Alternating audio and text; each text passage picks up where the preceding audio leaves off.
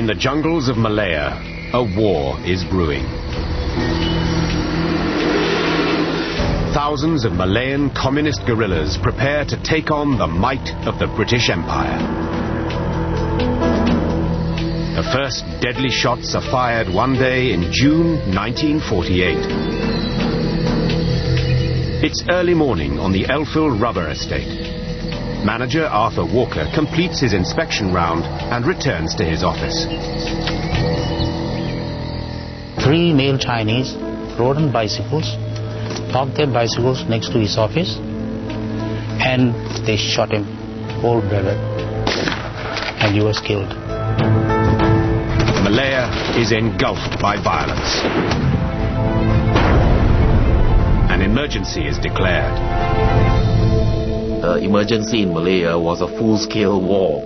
The first 3 years of the emergency, the casualties were great, very great. Every day there was killing left, right and center. Malaya's war lasts 12 long years. It will kill more than 11,000 people, both combatants and ordinary civilians caught in the crossfire. But from this terrible experience will rise a modern nation, Malaysia, a nation that learnt the hard way to fight and live together.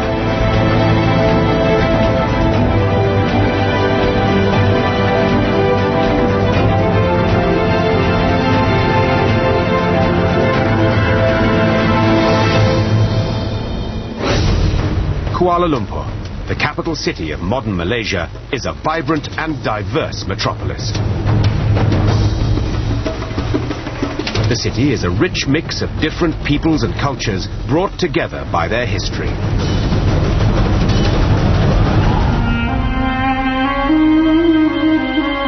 More than 100 years ago, British entrepreneurs began to exploit Malaya's rich natural resources, above all, its tin and rubber. They bring in workers from India and China to toil in the mines and rubber estates. The British transformed the human landscape of Malaya, creating an intricate tapestry of different races, the predominant Malays, Chinese, and Indians. Many Chinese workers joined communist cells to agitate for better conditions. But despite mounting unrest, the British remained firmly in charge. The flow of Malayan raw materials enriches the empire. Then, in early 1942, the Second World War brings British rule in Asia to an abrupt end. In February, after a lightning campaign, the Japanese drive the British from Malaya and Singapore. It is a humiliating defeat. But a cadre of British officers stay on to fight the Japanese, the renowned Force 136. Hidden in the jungle, the British recruit small units of Malayans and train them to harass the Japanese and prepare for liberation. Force 136 also forges close bonds with a much bigger guerrilla army, the 7,000-strong Malayan People's Anti-Japanese Army, the MPAJA, and backs them with arms and equipment to fight the common enemy. This jungle ally is a communist front. The communists during the war were known as the Malayan People's Anti-Japanese Army, MPAJA. They developed very good jungle warfare skills thanks to the wartime collaboration with Force 136, the British counterinsurgency unit. For both sides, the pact is viewed as temporary and expedient.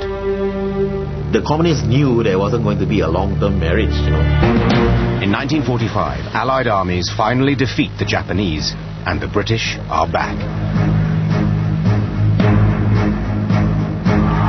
At victory parades, the MPAJA make sure they have a prominent role, posing as conquerors of the Japanese. Marching with them is a charismatic young man regarded by the British as their most trusted guerrilla. His name, Chin Peng. The British gratefully award him the Order of the British Empire. Even though the war is over, the communists do not return all their weapons. They refused to surrender their weapon to the British when the British came back, and they went underground. 有些你在地面上呢挖一个大洞，武器就踩了就放进去。Chin Peng will soon become a painful thorn in the British side.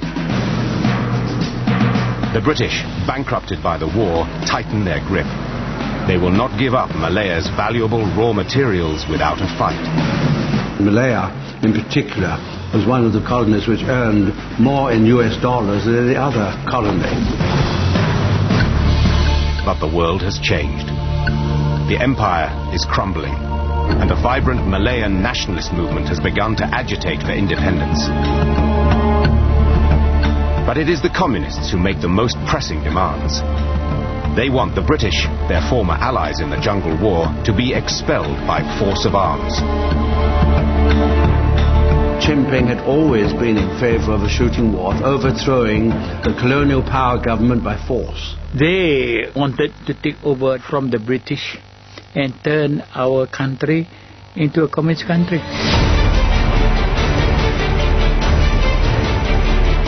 To begin with, the Malayan Communist Party instigates a wave of strikes, directed at Malaya's mines and plantations, the backbone of the economy. Anak air kita banyak biji, banyak emas, banyak timah, banyak kayu raya. Semua ini harta kita belaka. Dia ambil daripada situ bawa ke England. Kita tujuan lawan orang putih. Asal jatuh orang putih. Everywhere you have strike, every state, every big town, workers will support strike because strike means we will drive out the British, and when the British leave, we will run the country ourselves. In 1947, there are more than 300 strikes and paralyzing labor disputes. They had control of the labor unions, and it gave the British authorities a lot of problems. As strikes and disruption spread, the man in charge, British High Commissioner Sir Edward Gent, comes under intense pressure. The powerful planters and mine owners accuse him of weakness, of failing to govern effectively. Then, events take a sudden turn for the worse. Communist firebrands, frustrated by lack of progress, decide to ramp up the struggle and unleash a murderous new campaign. In a single day, communist gangs shoot dead 3 British planters. High Commissioner Gent finally takes resolute action. He declares an emergency. Murder, panic, pillage, arson. Malaya was engulfed in a life and death struggle. Communist terrorists from their jungle hideouts struck at Malaya's basic industries, intimidated labor, destroyed factories and machinery, wrecked communications, and murdered all those who dared defy. It is, to all intents and purposes, a declaration of war. But the British cunningly call it an emergency, so that the planters and mine owners can continue to make insurance claims, usually refused in wartime. Actually a smart idea. Don't call it a war. Call it an emergency, so you can actually collect on the insurance due because of damage to property and all that sort of thing. The sudden escalation takes even the communist leadership by surprise. But Chin Peng reacts swiftly and returns to the jungle to prepare his men. 整个生命都不要抛开家里了，就这样去跟他打过。他讲打日本是3年08个月。 The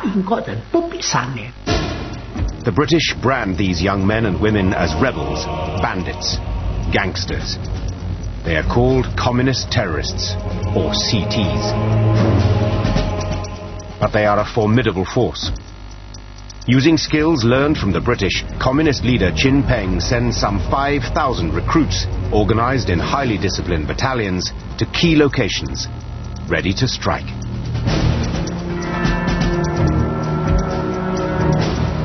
And Chin Peng has a powerful ally, the Malayan jungle.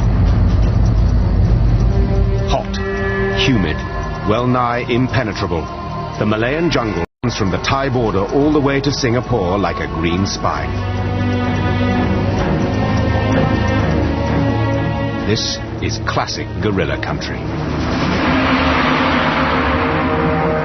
From remote jungle strongholds, Chin Peng's men can launch shock attacks anywhere, anytime, and then melt away. The jungle was the terrorists' first home. They knew the jungle inside out because they were involved in fighting the Japanese. They had already prepared themselves. They had food dumps, arms dumps. They were at a greater advantage in the initial stages. In Kuala Lumpur, High Commissioner Gent struggles to control the rapidly deteriorating situation.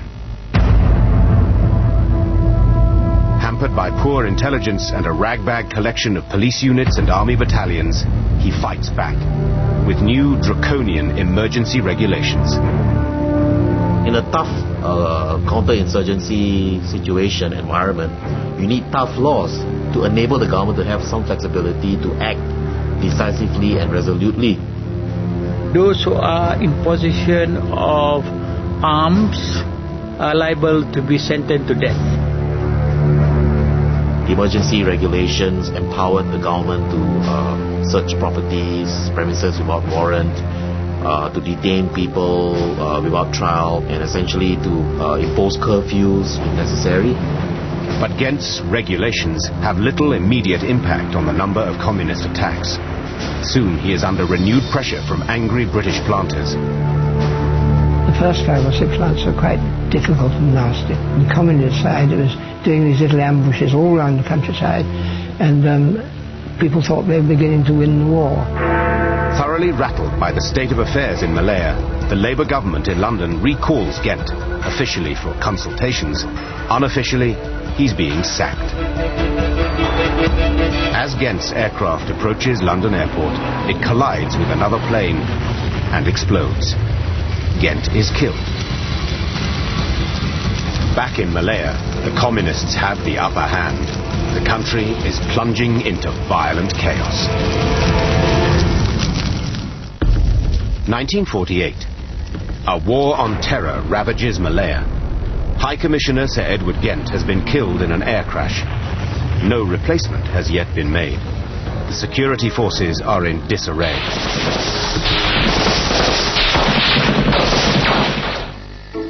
On the front line, it is the powerful British planters and mine owners who now seize the initiative. Instead of being cowed by the communist attacks, they are spoiling for a fight. Their theory was, we kill some of the planters and all will be frightened. The planters will rush off back to UK, so the economy of Malaya will drop. But it was just the reverse. When they started attacking, mostly the British planters and the locals got together and rearmed themselves. As the communist insurgency worsens, the planters demand reinforcements. The government in London turns to police units that have recently been withdrawn from Palestine. One of the first to arrive is Sergeant Gus Fletcher, and he hits the ground running. They wanted 500 ex-Palestine police quickly to go. So I wrote to the Colonial Office, and in very short time I was whipped up to London, given a very quick interview, and off I go with the first plane load to Malaya. We were on the plane for 2.5 days. Finally, and thankfully, Singapore slid under our wings and we landed. And then onto the train to Kuala Lumpur. We were in action. As we arrived, we rushed out to an estate being shot up and burnt. And we picked up a dead body. We came back. Hours later, it was now 3 a.m.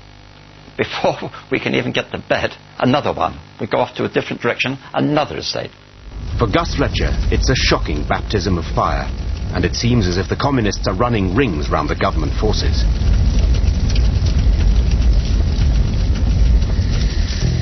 But as reinforcements arrive, the planters begin recruiting a special constabulary to protect their mines and plantations, and it's an immediate success. At least 30,000 volunteers, mainly Malays, sign up. It's down to new arrivals like Gus Fletcher to ready the specials for the fight. I'd trained the special constables to use their guns, and we only had one shotgun for every 2 men.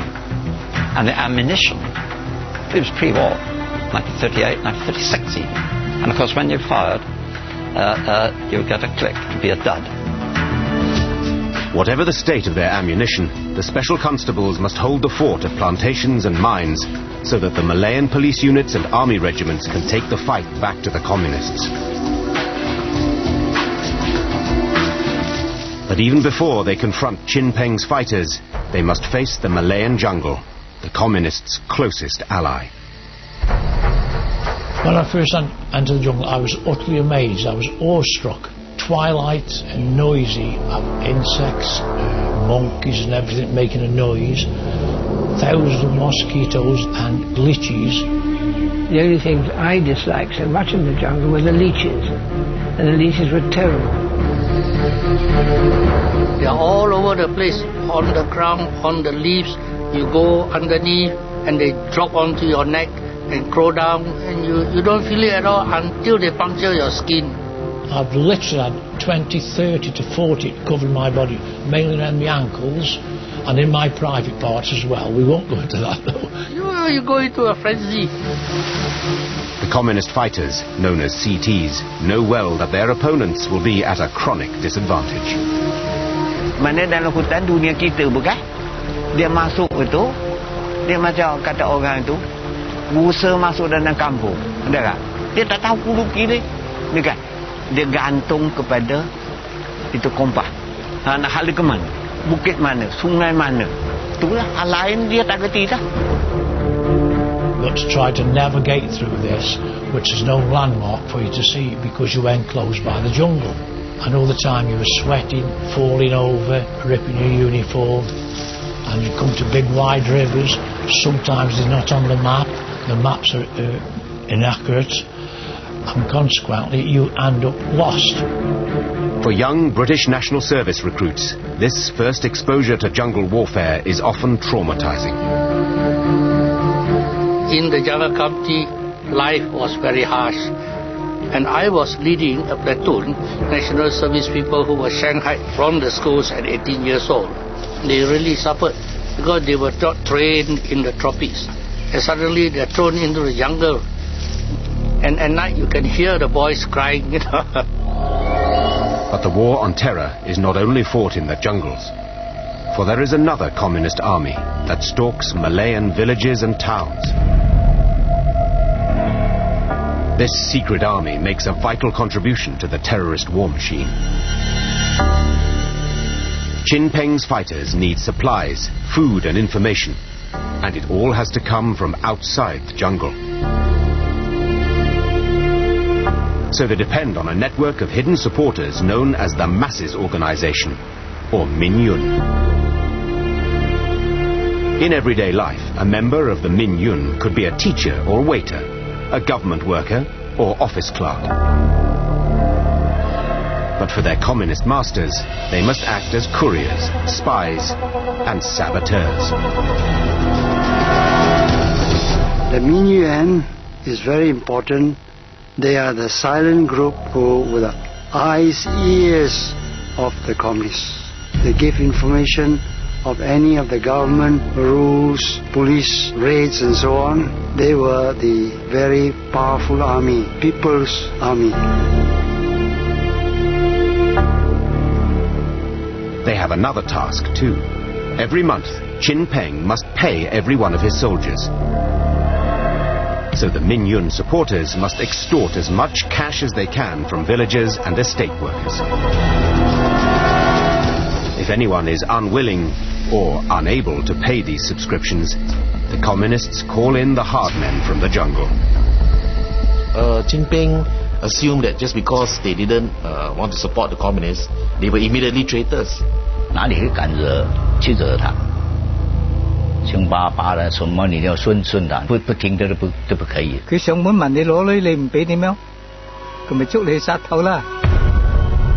K.L. Chai remembers his friend, a schoolteacher, who refused to cooperate and suffered a gruesome punishment.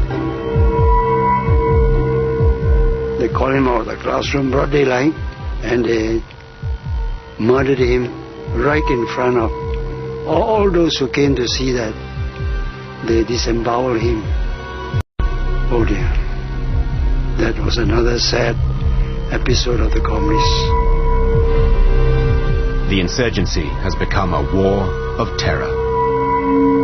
that terrorism is a form of political communication. The real intended recipient of the act of terror is not the victim.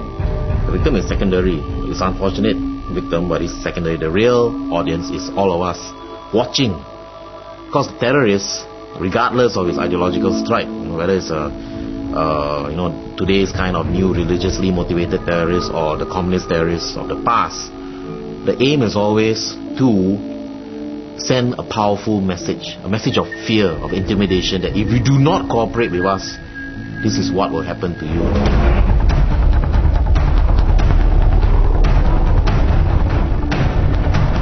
As this campaign of terror escalates, the British look for a way to tackle the Minh Yun. But there's a big problem. They are secretive, faceless. So a new plan is hatched to create a national register of Malayans. Now, every man, woman and child over 12 must possess an identity card with a photograph and thumbprint. Anyone without an identity card, an IC, is instantly suspect. National registration policy was actually very good psychological warfare, because it really made the communists worried. They wanted to remain incognito. They didn't want to be identified. But if you didn't go out and get identified, then people immediately start suspecting you. So it was a really smart move. Teams of civil servants and photographers spread out across Malaya, armed with cameras and fingerprint pads. It soon proves to be a hazardous job. It was quite a dangerous job, because all photographers who take pictures of these civilians and so on, many were taken away by the communists in the dead of the night. They were tortured and then left dead. For the communists, registration poses a threat to their secretive war, so they fight back. Their aim, to sabotage the registration campaign. 他出登记卡呢，他就妨碍很大。没有登记卡，我们自由啊。他不懂得哪一个马共，他出来登记卡呢，没有的他就可以抓你。将那时候马共呢，他就实行没收，到处乡村去把他登记卡没收掉。A favorite communist tactic is to target the buses. They used to stop the buses, collect all the ICs and burn them. And then they see those who are suspected government helpers, they'll get them out of the bus and take them into the jungle and murder them. In September 1948, as the violence escalates, the British government finally appoint a new High Commissioner, another veteran of Palestine, Sir Henry Gurney. As he takes up his post at King's House in Kuala Lumpur, Gurney faces a seemingly unwinnable war against a ruthless and determined foe. The Malayan people are demoralized and afraid. It's high time for a radical new approach to crush Chin Peng's campaign of terror.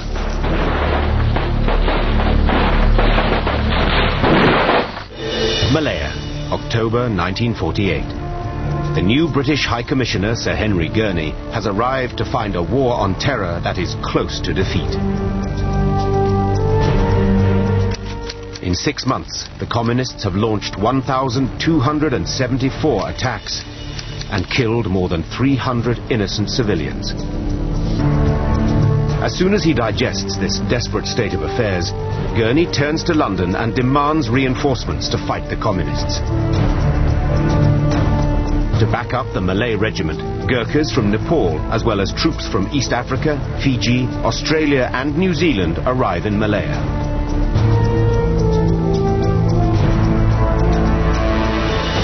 Gurney soon spots another so far unexploited human resource, the local Chinese.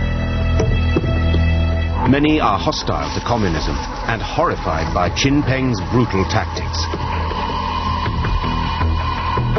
To get the Chinese on board, Gurney turns for help to the respected Tan Cheng Lock, the president of the Malayan Chinese Association, which is anti-communist. It is incumbent upon us, the Chinese community, to rally round the government and give our energetic support to make a success of this mobilization. One of the first to answer Tan Cheng Lok's call is a young man called Yun Yuet Leng. I was training with British soldiers, British police officers, who were all big-sized. And I'm so short and thin. And every morning we used to do physical training, throwing logs from one shoulder to the other shoulder. And my God, being the shortest there, the weight comes on you. I almost died, but I survived. Yun also trained alongside Malay and Indian recruits. See, that's how the comradeship is built up, because of the threat of common danger. When the shooting starts, you don't care what race you are. No? You find that your friend is pinned down by heavy fire, and you're okay, you've got a good defensive position. You open fire so that you can crawl somewhere else. And he does the same thing for you. So you save each other. Soon, Yun will come face to face with the communist guerrillas. More than 90% are Chinese, like him. So when the emergency started, the British knew that they couldn't deal with the problem, which is essentially Chinese, unless they brought in more Chinese. That's how suddenly there was an influx of a lot of Chinese. In the meantime, High Commissioner Gurney receives disturbing reports from the central Malayan state of Pahang.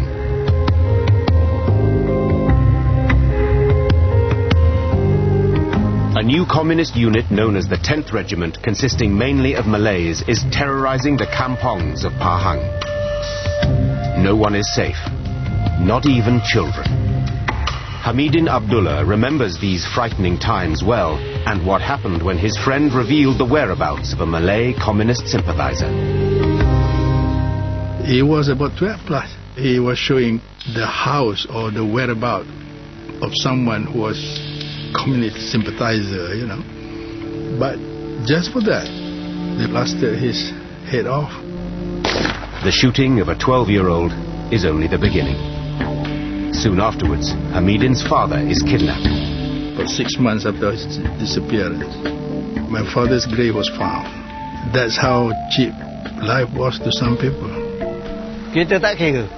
Asalkan anjing buruan penjajah, kita hentam saja. Sekejap menyungkuh dia kena bedih. The 10th Regiment is not only ruthless, it is a threat to Malay loyalty. For its commander is not Chinese, but a Malay communist called Abdullah CD. Chin Peng has tasked him to recruit fellow Malays to his cause. Jadi kita nak membesarkan pasukan kita. Nak membesarkan, nak keramai ke anggota, nak banyak senjata. If Malays start joining the insurgency, the possible consequences are terrifying. So the British must somehow stop the communist virus spreading. A solution is at hand. During the war, the British anti-Japanese Force 136 recruited a dynamic Malay fighter called Yuk Mahidin. He proved himself a formidable jungle warrior. Now, the British dispatch Mahidin to central Pahang to eliminate the threat of the 10th Regiment. British hantar Yuk Mahidin memimpin satu regimen di Terengganu untuk mengalahkan komunis Melayu. Leading a band of dedicated and highly trained jungle fighters, Mahidin routs the 10th Regiment, and Abdullah CD flees into exile. The threat to Malay loyalty is neutralized. It's a tremendous victory for Mahidin, who is appointed the deputy head of a new Home Guard unit that eventually numbers 350,000 men and women. But still, Chin Peng's communist guerrillas keep up their relentless onslaught. 80 terrorists strike Simpang Tiga, near Ipoh. They burn the entire village. 1,000 villagers are made homeless. 2 weeks later, communist insurgents target a police station in Bukit Kepong. The heroic siege that follows will become a legend of the war. The attack starts before dawn as 180 communists surround the station. Police Commander J.J. Raj was in charge of the police district and knew the station officers well. They opened fire, you see, For about 2 hours, the firing was going on, and the police fired back. There was this Sergeant Jamil. I think he himself was wounded. On his left, right and center, policemen were killed. Behind him, the wives and children were screaming.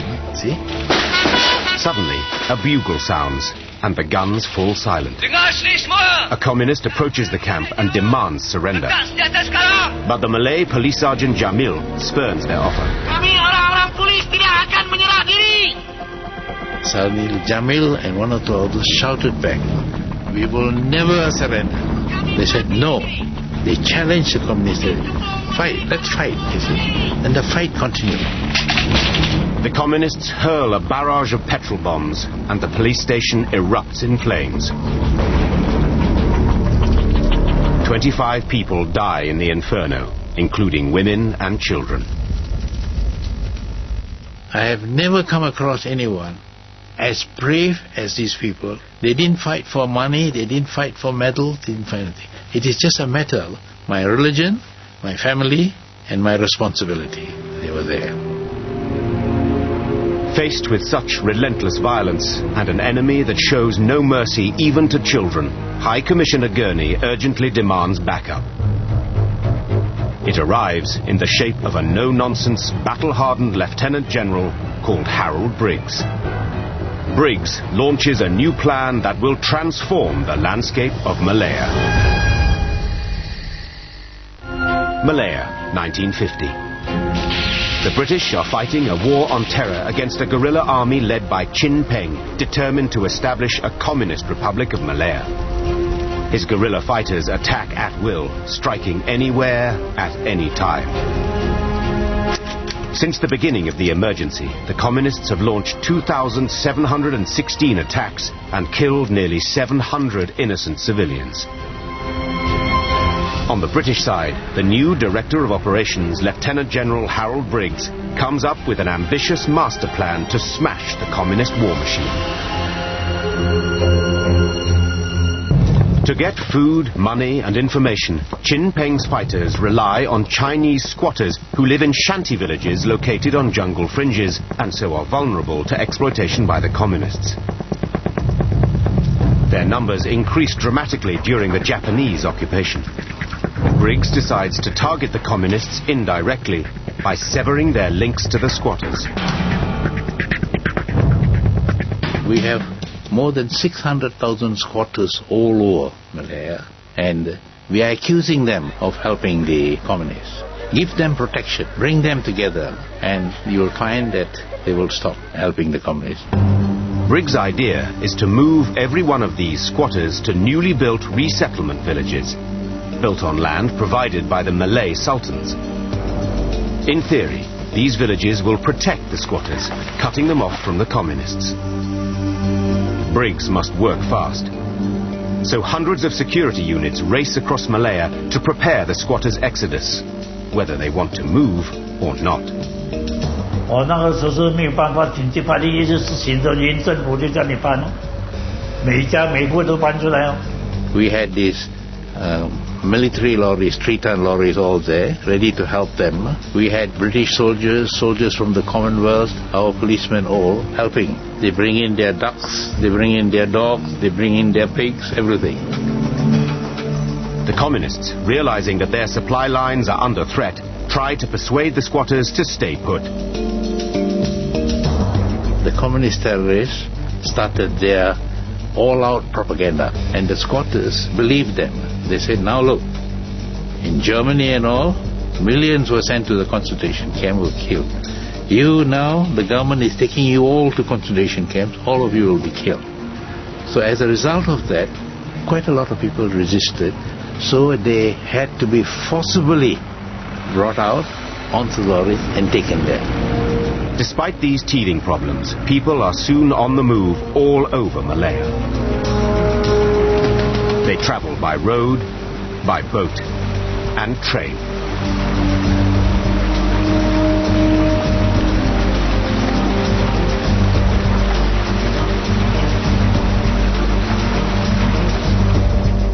In just a few months, tens of thousands of Chinese Malayans have been moved.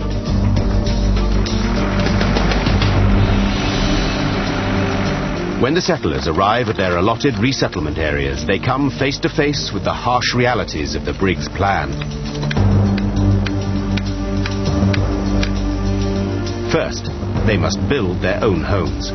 Worse, the new resettlement villages are gated communities. The squatters are effectively prisoners. They can only leave and re-enter at regulated times, and there's a strictly enforced curfew from dusk to dawn. 它有个闸门啊，然后专门有军队在这边守罗。早上6点钟才开那个闸门，下午3点你们要通通回来这里这个范围内，不能够出外的，就关在家里面的，一直到明天早上6点。就这样子，你说你可以想象当时的整个情况是多么惨。Night was a time of menace and danger. Anyone caught outside the village perimeter could and did become targets. It was a moonlit night. I saw a shadow. It is outside the settlement area and it is a curfew. Nobody should be there. Cold sweat coming. Because it's not easy to shoot a man. But then I go to shoot. I pressed the trigger and then after that all my men shot. In the camps, everyday life is dominated by rules. Access to food is rigorously controlled to stop it falling into the hands of the communists. 男人成人一个星期，好像我所记得，我印象中是4斤米，糖盐油米啊，统统有限制的。But it soon becomes apparent that the Briggs Plan has a flaw. Settlers are provided with land to make some sort of a living, but as soon as they are outside the camps, they fall prey to the communists again, lurking in the jungle. The communists wait for them in the jungles. And when you're tapping rubber, they come there and say, hey, where's the rice you promised? Where are the medicines? Where are the bandages? And various other things. So if these people don't give anything, they are told that if you next come and you don't bring, you'll be killed. 不参与不可以的，那人是被逼的，两头难啊！你不接济他们，你不可以。如果接济给政府一知道你就惨了，要抓你。But the communists persist, forcing many settlers to find ways of smuggling food out of the closely guarded camps. They had ingenious ways of hiding this. Rice, they put it inside a bicycle pump, you see, and then their latex pail, they had false bottoms, they put rice there, everything, medicines. 民军他就是挑那个大便哦，大便下面那个土很大了，上面是粪便的，下面是长的东西，这样拿出去。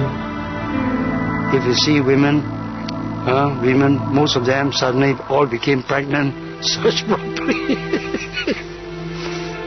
Those have big bras also search properly. It will inevitably take time to break the bond between villager and communist. And no one can be completely certain that the Briggs Plan will work. For many, the end of 1951 will be remembered as the lowest point in the war. Few could imagine the situation getting worse. But at the beginning of October, fate deals the British a bitter and unexpected blow. On the 6th of October 1951, communist terrorists led by an especially brutal commander called Siew Ma wait on the winding road leading to Fraser's Hill, a hill station.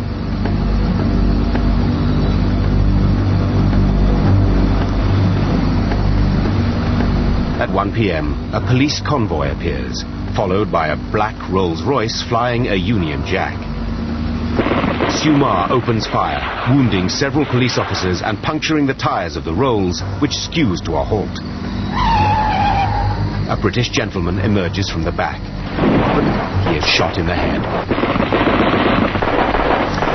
Siew Ma orders his men to escape. He has no idea that he has killed the British High Commissioner, Sir Henry Gurney. As the news spreads, the British are in shock. the head of the British colonial government had been killed by the communists. You know, my God, it would shake anybody up. After Gurney's murder, the morale slumped among the local population as well as the British. Oh, we are very sad. The whole country was shocked. 大国很高兴哦，你大的没有了，那个小的都没有作用了，那个大的指挥都不灵，小的都指挥不到。As the communists rejoice, the British war on terror faces its worst crisis yet. Malaya, 1951. The British High Commissioner Sir Henry Gurney has been assassinated. That year alone has seen over 6,000 attacks, and civilian casualties have risen to over 1,800. Harold Briggs, architect of the Briggs Plan, leaves Malaya, ill and disillusioned. The war on communist terror is in crisis. But the British cannot afford to lose face. They must hunt down Gurney's assassins and bring them to justice. Attention immediately focuses on the Chinese town of Truss, just 30 kilometers from Fraser's Hill, where Gurney was killed. Truss already has a bad reputation. Many skirmishes have been fought with communists in the town or nearby. You always felt that Truss was hostile. It struck me that not only the men and women, but even the children, even the dogs, looked at me in a hostile way when I went through Truss. Then, British police intercept a communist courier with a cache of letters. They turn out to be messages sent to Truss residents by the gang that killed Gurney. It looks like the smoking gun. So a decision is made to punish Truss. All 2,000 inhabitants will be moved to a detention camp. British security forces descend on the town. 乱的很乱啊，但是你也不可以不离开嘛，不离开他就抓你了咯。啊，如果你是硬劲不走啊，他可以帮枪打我们咯。早一兩日有同我哋講咗嘅，要將我哋再去怡保嗰邊嘅，即係講我哋要出嘅時候，只係你可以拎得幾多嘢，你就可以拎咯，唔可以再翻頭嚟攞咯。The people of Truss will not return to their homes for 7 long years.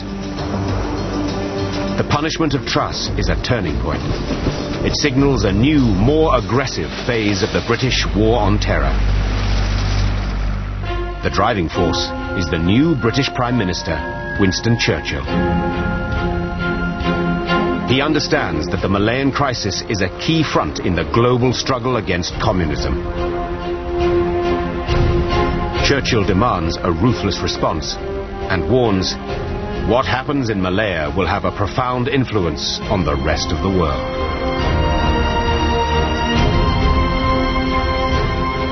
A replacement must be found for Gurney, and the new High Commissioner must possess the talent and resolution to smash the communist threat once and for all. Churchill appoints a tough-minded veteran of the Second World War, Sir Gerald Templer. He thought that I was the right person for the job. Anyway, he'd take a chance on me. And that he wanted me to sort the business as quick as possible.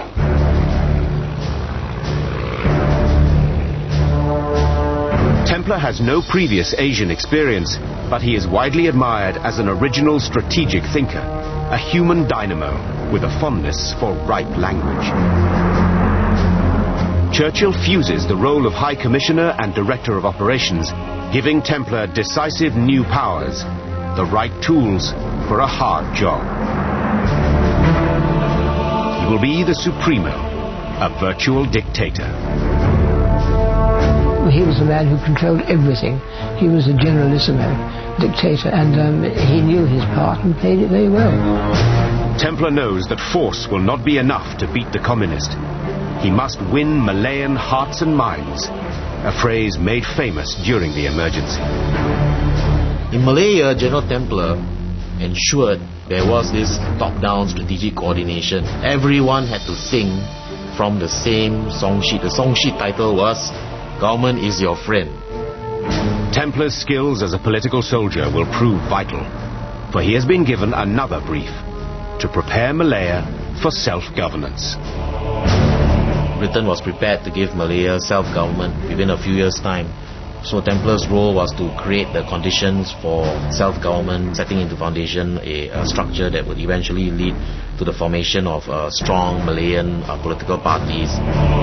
But first, Chin Peng's communists must be defeated, and Templar's mettle is tested just weeks after his arrival. On the 24th of March 1952, a British repair party arrives at Tanjung Malim to mend a water pipeline sabotaged by communist terrorists. The repair party is accompanied by 15 policemen. No one expects any trouble. But a trap has been set, as a policeman recalls. Air tak ditanya semua. Kata orang baik tu bocah kami ni. Terpaksa lah pergi pula nak tengok rantau mana yang bocah baik tu. Lepas baru jalan, bom ditanam ke kanan. Panjang tanam bom tu. Bila orang tu masuk alam perangkok tu baru ditembak. Bila tembakan macam mana nak lawan. Melumpat ke sini, melumpat ni bom. Habis pawit mi kalau nengok dah boleh kakak lah. 有很多保安队伍被打死了，尸体运出来放在回教堂。 The communist ambush kills 14 men and wounds 8. Only one man escapes. Templar decides to show what he is made of. He will crack down hard. He arrives in Tanjung Malim and orders 350 Malay Chinese. He announces a curfew and food rationing. The rice ration is cut to less than half. He says, "It doesn't amuse me to punish innocent people, but many of you are not innocent. You have information which you are too cowardly to give."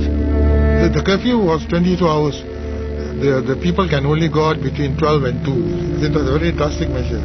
戒严的时候，丹永马林的居民呢，相当困难。 Wajah tak boleh, ke mana pun tak boleh. Begitulah undang-undang Templar. 2 weeks later, Templar orders Stage 2. The British distribute leaflets demanding information about local communists. Every adult must complete a form detailing everything they know. The completed, unsigned documents are collected in sealed boxes and sent directly to Templar's headquarters. For the new High Commissioner, the results are most gratifying. A rich trove of information spills from the open boxes. And Indians do not possess the basic right of citizenship, even those fighting on the front line of the war, like Yun Yuet Ling. I was born here, but I never had citizenship here. And if the British went, I don't know where I would go, frankly. In September 1952, the Malay Sultans agreed to extend citizenship to Chinese and Indian residents. For Yun and other Chinese Malayans, Templar's gift of citizenship meant everything. That had very, very positive impact on the Chinese population. The capstone in Templar's Hearts and Minds master plan is to launch a public relations campaign, Operation Service, demonstrating that the police are public servants dedicated to protecting law-abiding Malayans of all races. Ready to serve, that was the slogan of the police in Operation Service. The whole idea being build a relationship with the population. National morale perceptibly rises. There is a new sense of purpose and greater confidence in the government. But the campaign against Chin Peng's jungle army has not been won. Templar realizes that the war on terror is handicapped by one factor above all: poor intelligence. We had not grasped the fact that you cannot do a jungle war without intelligence. So Templar sets about reforming Malaya's inept special branch so that it can become the vanguard in the war on terror. Malaya, 1952. The arrival of a dynamic new High Commissioner, Sir Gerald Templar, has re-energized the war on terror. Spearheading the battle will be Malaya's intelligence service, Special Branch. General Templar had a background in intelligence, and he knew that in a counterinsurgency campaign, you needed good intelligence to ensure that the police and the military were able to eliminate the real bad hats amongst the wider population of innocents. Intelligence was very critical.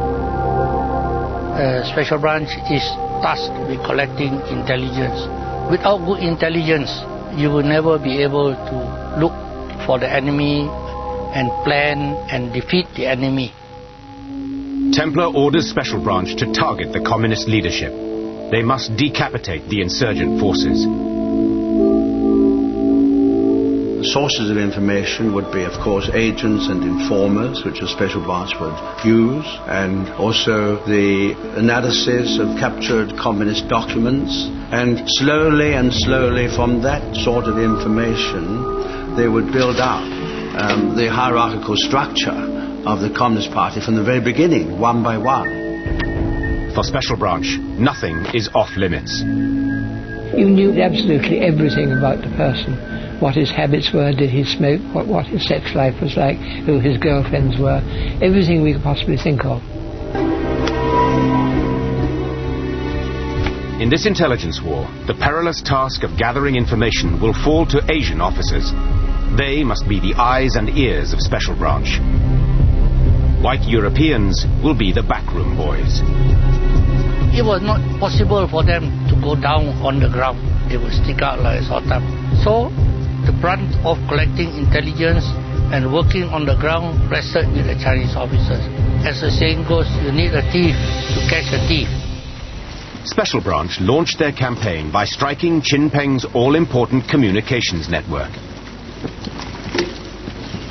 Communist couriers, usually on bicycles, crisscross Malaya, carrying messages from one remote fighting unit to another, often located hundreds of miles away. Chin Peng uses this jungle network to coordinate attacks all over Malaya. The Communist Party of Malaya has used couriers in the jungle. They operated from one unit to another, carrying messages, and there'd be jungle letterboxes where they deposit those messages to be picked up later on by the second leg of the courier trail. The couriers transmit a vast quantity of secret information. Messages are often written in tiny Chinese characters on rolled-up paper slips, which usually require a magnifying glass to read. Messages are usually rolled up very finely, sometimes so fine that it's the size of a toothpick only. The communist couriers hide their messages in fruit or a tube of toothpaste, or on their bicycles. Gulung halus-halus. Halus-halus gulung. Masuk dalam itu bersika di lubang. Tu boleh hantar lah. Sampai sana, kita ada asarat pula. Special Branch officers realize that if they can break this network, they will access a rich source of data and, they hope, cripple the communist fighting machine. Language skills are essential, and British police officers like Gus Fletcher are sent on crash courses in Chinese.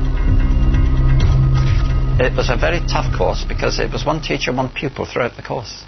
You couldn't sit at the back of the class and doze off. A Confucian monk taught us. He couldn't speak a word of English. Lovely old man. Lei Yinghong, who wore a gown and hands in his sleeves and little cloth shoes and cloth gown and a Confucian beard down to here. Lovely. To tap into the courier system, Special Branch officers must turn the couriers. In other words, persuade them to come over to the government side, along with their precious messages. Our penetration of the courier system was very good. And once the couriers have been turned, Special Branch agents can use them to track down the communist hideouts. When the courier surrendered, it was a good thing. He would take it to the camp and then you could attack it.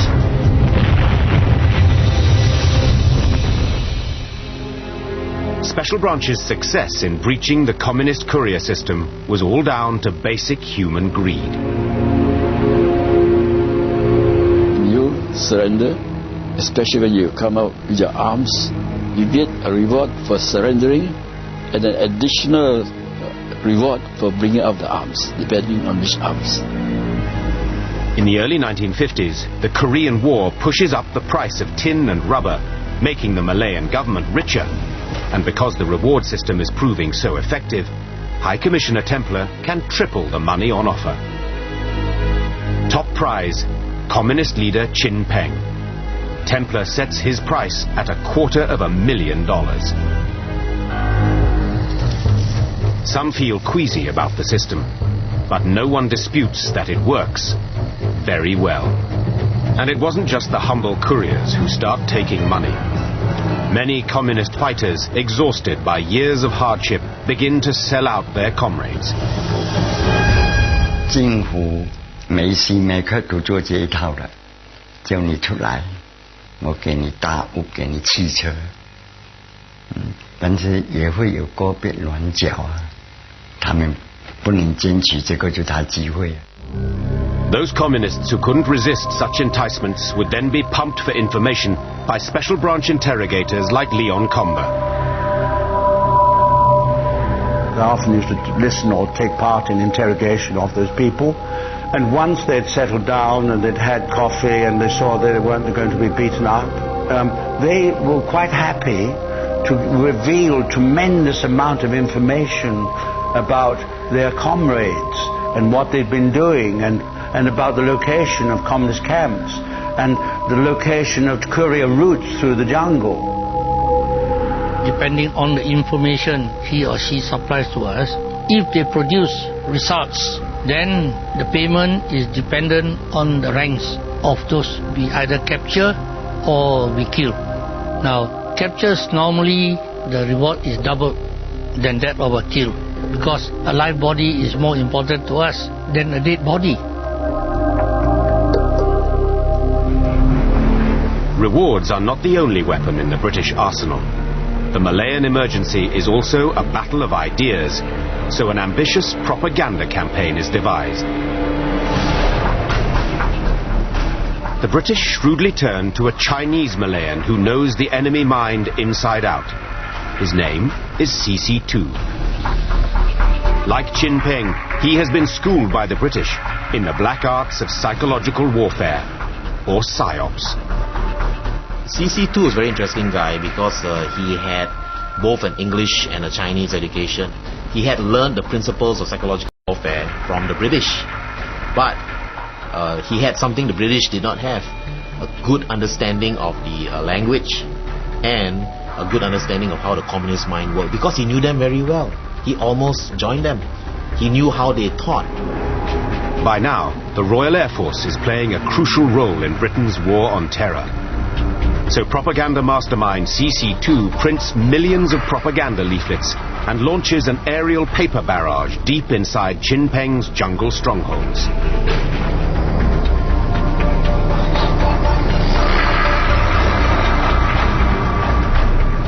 Whenever a communist leader is persuaded to give himself up, the aircraft return, equipped with loudspeakers to spread the news.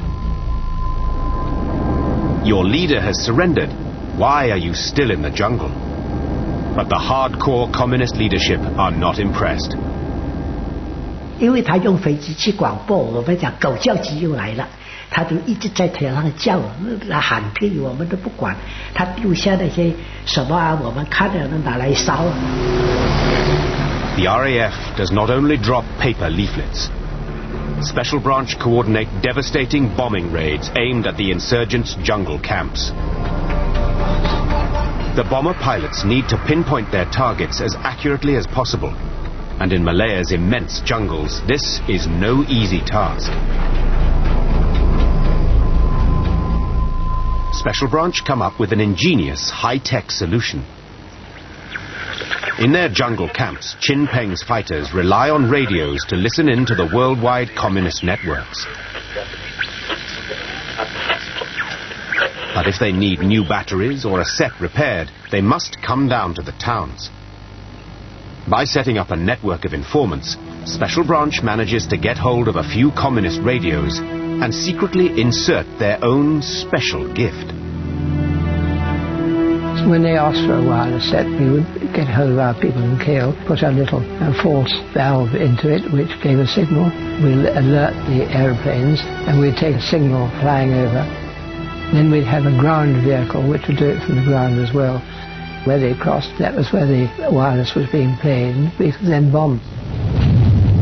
The radio raid is a spectacular success.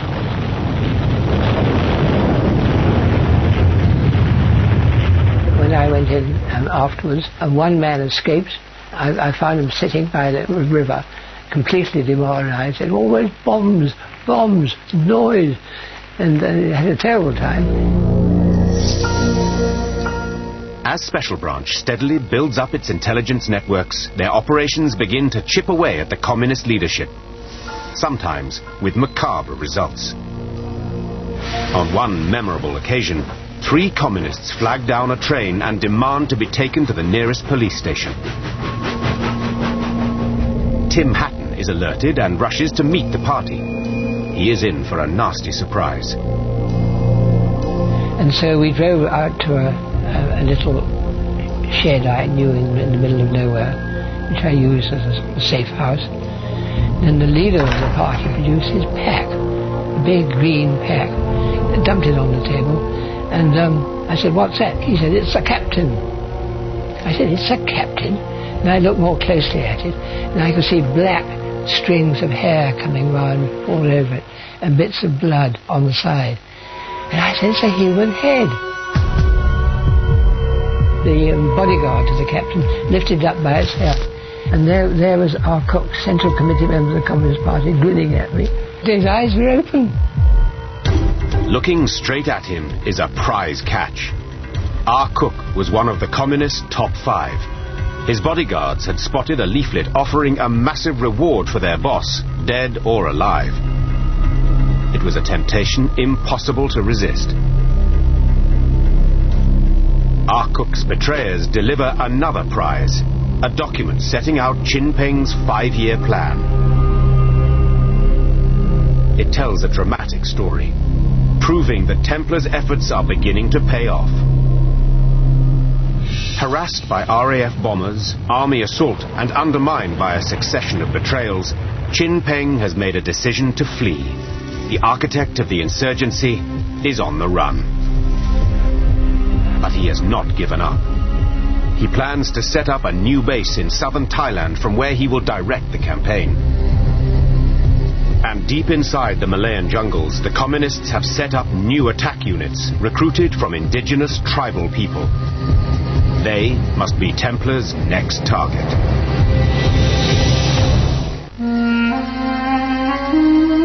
Deep within Malaya's jungles live thousands of Aboriginal people. They are called Orang Asli. It means original people. During the Japanese occupation, British insurgency unit Force 136 and its communist allies depended on the Orang Asli, tapping their survival skills and matchless knowledge of the deep forests.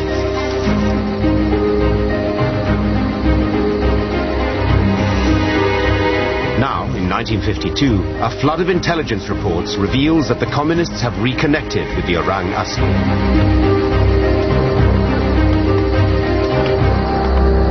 Hutan itu dunia dia, kampung dia. Dia ke mana dia pun boleh pergi. Bantuan asal yang sebenarnya kepada usaha revolusi kita sangat besar juga. As government forces tighten their stranglehold on the communist supply lines, the Orang Asli plug the gap. Makan gantung pada orang asli. Akak ubi. It is vital to neutralize this new threat. To begin with, the British try to resettle the Orang Asli, but this tactic fails disastrously. So the new High Commissioner, Sir Gerald Templar, decides to take the war to the deep jungle and builds forts that he hopes will protect the Aborigines from the communists. Orders are put out to the police to get to know the population better, win over the hostile Aborigines who at the time held the key to the emergency. Roy Follows, a British police officer, is assigned to command one of the new jungle outposts, Fort Brooke, built in a remote part of the Cameron Highlands. To get there is a long and difficult journey. You had to walk to these forts or go by raft or what have you.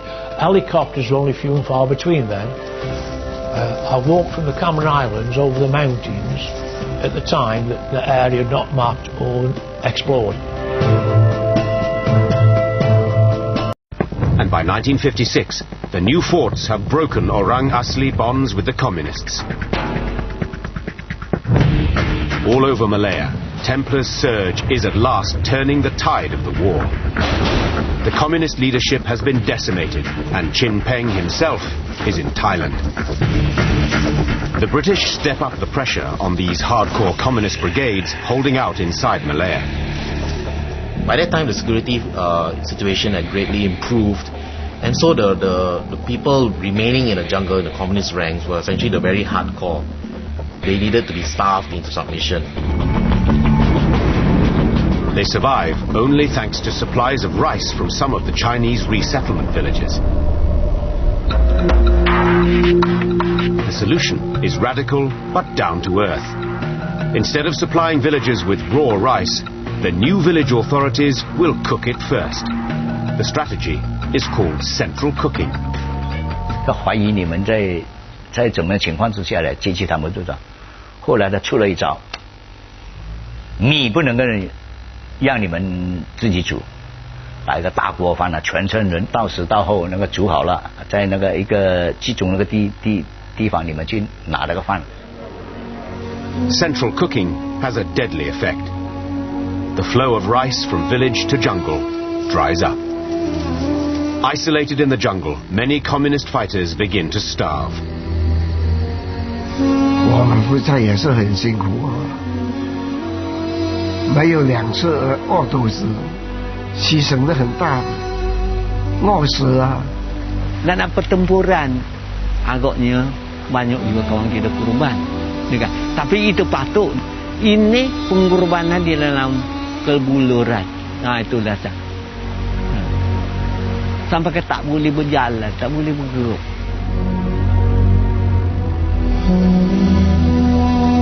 Saya makan kayu.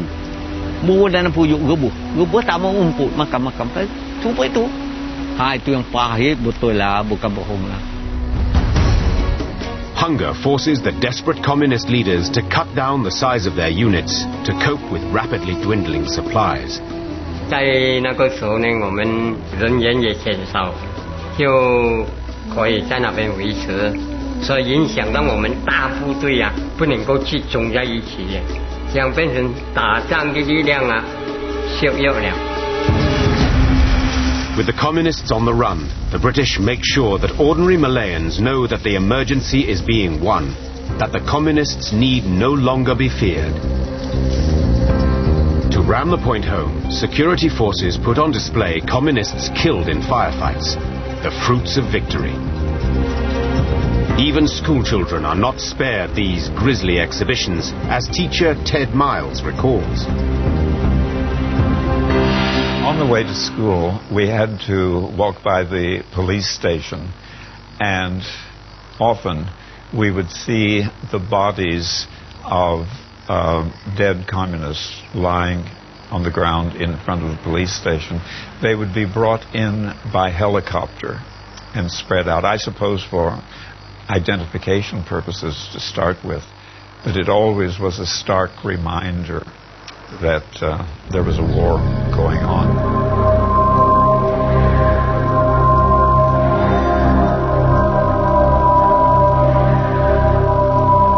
We try to identify them. So we place it at the foot of the police station, and then the public will come and have a look. We have our men mixing with them. We will see whether tears come out or not.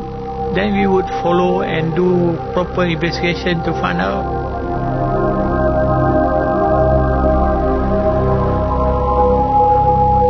Malaya has endured 5 years of undeclared war, the emergency. Now Sir Gerald Templar must prepare war-weary Malaya for a new challenge: independence.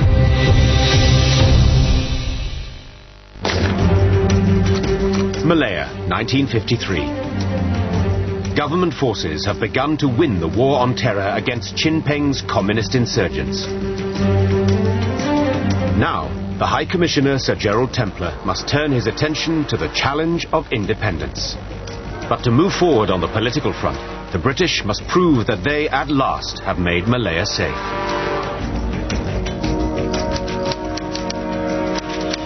In 1953, communist attacks have fallen from more than 6,000 in 1951 to just over 1,000. Civilian casualties have dropped dramatically from 1,024 to 143. Reassured by these impressive results, Templar announces the creation of so-called white areas, starting in a district in Malacca where British troops have successfully cleared communist insurgents. In these white areas, ordinary Malayans are liberated from food restrictions and curfews. It is a calculated risk, but one that Templar believes is well worth taking. The districts neighboring the white area will see what's happening and say, hey, we want that too. So let's cooperate with government. So we also get all these lousy emergency regulations removed so we can enjoy ourselves as well. So it was a very important psychological warfare initiative. 每个员工觉得很放心，挺好哦。出进不必跟他不必当监禁什么都不用，也没有curfew了啊。The white area strategy makes it easier to imagine a future Malaya, free at last. On the 31st of May 1954, Templar flies home. The war has not yet been won, but the man now called the Tiger of Malaya has at least persuaded all Malayans to fight together against a common foe. General Templar came in. He was the right man at the right time for the right job. If it had been a lesser man, I don't think he would have been able to break the backbone of the communist terrorists. In many parts of Malaya, the national mood has lifted. Casualties are falling, and the number of areas officially declared white continue to rise. The stage is at last set for independence. It is time to turn from bullet. The Communist Party must be officially recognized, and he proposes only to lay aside his weapons, not to disarm. He has come to negotiate, not surrender. It is the words that came from his mouth which I could never forget to the end of my day. He said, as between you and I, he said, you are anti-communist, I am a communist. There can never be coexistence. I will always carry on with my communist activities. Behind the scenes, the British are anxious that Tunku may give in. But he stands firm, and at noon the following day, the talks break down irrevocably. Chin Peng goes back to the jungle. He will fight on. 谢我们无罪，意思要放下武器投降。那我们坚决做不到，打到一个人都要打。我们就这里一条咯，就是真的打到底了，打到合理承认马共。Tunku returns to Kuala Lumpur without a peace deal. But the independence train is unstoppable. And on the 31st of August 1957, Tunku joyously proclaims that Malaya is a free nation at last. Merdeka! Merdeka! I will never forget the word Merdeka shouted by Tunku, and we felt that we are a different country now, we are free. On the very same day, Tunku withdraws his amnesty offer to the communists, and in their jungle camps, Chin Peng's foot soldiers denounce him for selling out. Merdeka waktu itu bukan merdeka sesungguh habis segala-galanya tak. Dia merdeka setengah separuh. Dia pegang oleh British juga waktu itu. Di belakangnya ada sokongan British lagi, tak cukup lagi. Tunku already achieved the independence, so what are you guys still doing, you know? What are you still fighting for? You are going against the Malayan nation. Then when we got independent, they still fight us. So where's the logic? I don't know. 这样的独立来讲，权力还是在人家的手，还是英军整10多万军队还在那个时候，你独立有什么用啊？ As the cheering fades, Malayans must face up to the reality that these hardcore communists, battered though they are, remain resolute. Special Branch Officer Yun Yuet Leng knows he cannot yet hand in his badge. I never thought about independence when it actually happened because I was busy collecting intelligence. Day and night I was working. For the security forces, there is unfinished business. It is time to launch Operation Ginger. In 1957, Malayans have little time to enjoy independence. The emergency has not ended, and the war goes on. So, in January 1958, the new Malayan government unleash what they hope will be the final offensive to break the communists for good and track down the man who murdered High Commissioner Sir Henry Gurney. It is called Operation Ginger, and it will make use of the black arts of secrecy and deception, codenamed Q-Ops.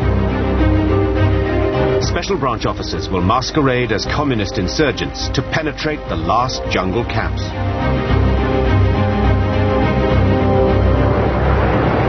Q-Ops actually were more successful and planned in greater scale towards the later years of the emergency. We knew so much about communist organization. Almost everything about the leaders, the way he lived, his friends, the way he walks, the way he talks, that we could impersonate. There was a lot of risk, no doubt, but they were all calculated risks. Top of the list for the Q-Ops men is Hugh Ma, the communist who led the team that killed Sir Henry Gurney, the High Commissioner. They have narrowed the hunt to an area near Ipoh. But Hugh Ma has slipped through the Special Branch net countless times. Then his luck runs out. One of his bodyguards spots a pamphlet offering a reward for his boss, dead or alive. One of the bodyguards came down the hill on the pretext of getting supplies for the three of them. So he came to Special Branch in Ipoh. Two bodyguards had planned to kill him for a long time, but they were not sure what would be their fate if they killed him. Disguised as a rubber tapper, Leong grabs a bicycle and heads into the jungle with the bodyguard. A second bodyguard is waiting in the camp with Hugh Ma. At the foot of the hill, I rang the bell, and then the guy on top shot him.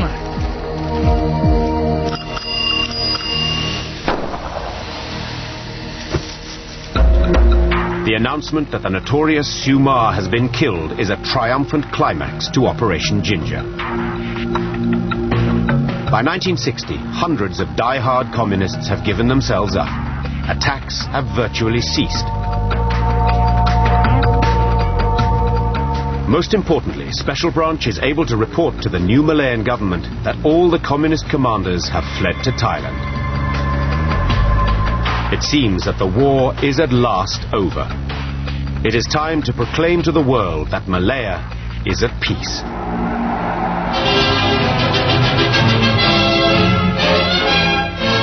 Victory Day dawns bright and clear.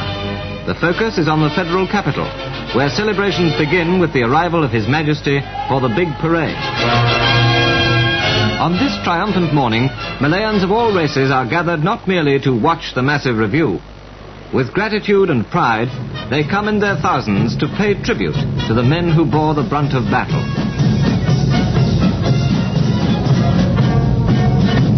The price of winning Malaya's war on terror was a high one, and it was paid in blood. By the end of the 12-year-long undeclared war, at least 11,000 people had been killed. Jubilation was inevitably mixed with regret. You cannot erase this overnight, you see. So many of all these incidents are deep down in my mind.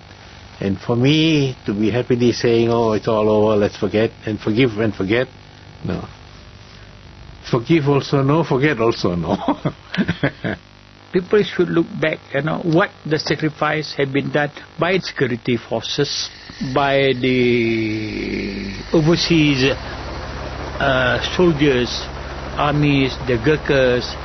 There are hundreds of security forces who have been killed, hundreds of civilians have been killed. I never will forgive, because I saw a lot of death.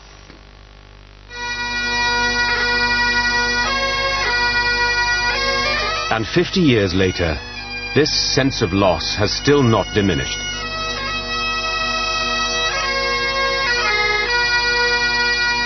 Every year, veterans from all races, from all over the world, gather at God's Little Acre to commemorate those who gave their lives to win the war on terror.